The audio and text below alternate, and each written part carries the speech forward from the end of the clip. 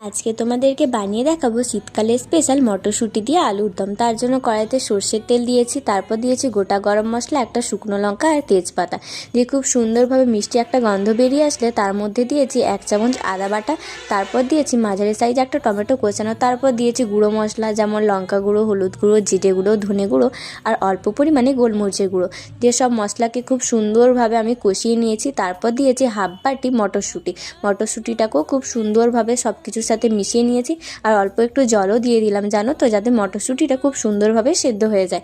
দেখো আমার মটরশুঁটিটা সেদ্ধ হয়ে গেছে। আর এখানে মোট 8টা আলু আছে, মাঝারি সাইজের আলুগুলোকে আমি আগে থেকে প্রেশার কুকারে 2টো সিটি দিয়ে সেদ্ধ করে নিয়েছিলাম।